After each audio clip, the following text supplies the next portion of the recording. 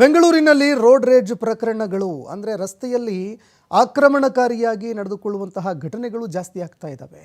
ಒಂದು ಬುಲೆಟ್ ಬೈಕ್ಗೆ ಕಾರ್ನಿಂದ ಗುದ್ದಿ ಅರ್ಧ ಕಿಲೋಮೀಟರ್ವರೆಗೆ ಆ ಬುಲೆಟ್ ಬೈಕನ್ನೇ ಎಳೆದುಕೊಂಡು ಹೋಗಿರುವಂತಹ ಘಟನೆ ಸಂಭವಿಸಿದೆ. ಬೆಂಗಳೂರಿನ ಸುಮನಹಳ್ಳಿ ಫ್ಲೈಓವರ್ನಲ್ಲಿ ನಡೆದಂತಹ ಘಟನೆ ಇದು. ಬ್ಯಾಕ್ ಟು ಬ್ಯಾಕ್ ಈ ರೀತಿಯ ಘಟನೆಗಳು ಕಂಡು ಬರ್ತಾ ಇದ್ದಾವೆ. ಅರ್ಧ ಕಿಲೋಮೀಟರ್ ಗಟ್ಟಲೆ ವಾಹನ ಸವಾರರ ಸಮೇತವಾಗಿ ಎಳೆದೊಯ್ದಿರುವಂತಹ ಘಟನೆಗಳ ಬಳಿಕ ಈಗ ಮತ್ತೊಂದು ಘಟನೆ ಎಲ್ಲರನ್ನ ಬೆಚ್ಚಿ ಬೀಳಿಸ್ತಾ ಇದೆ. ದೃಶ್ಯಾವಳಿಯಲ್ಲಿ ನೋಡ್ತಾ ಇದ್ದೀವಿ.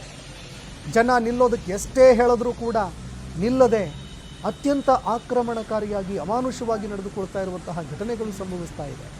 ಡಿಸೆಂಬರ್ 24ಕ್ಕೆ ನಡೆದಂತಹ ಘಟನೆ ಇದು. ಆದರೆ ತಡವಾಗಿ ಈಗ ಬೆಳಕಿಗೆ ಬಂದಿದೆ. ಒಂದು ಬುಲೆಟ್ ಬೈಕ್ಗೆ ಕಾರು ನೋಡ್ತಾ ಇದ್ದಂತೆ ಡಿಕ್ಕಿ ಹೊಡೆದಿದೆ.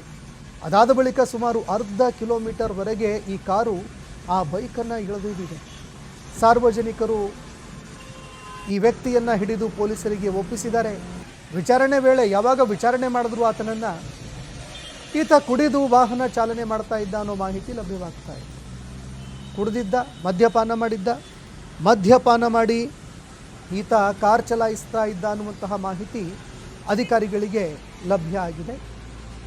ಇನ್ನು ಪ್ರಕರಣ ದಾಖಲು ಮಾಡಿಕೊಂಡಿರುವಂತಹ ಪೊಲೀಸ್ ಅಧಿಕಾರಿಗಳು ಘಟನೆಗೆ ಸಂಬಂಧಪಟ್ಟಂತೆ ತನಿಖೆ ಮುಂದುವರಿಸ್ತಾ ಇದ್ದಾರೆ.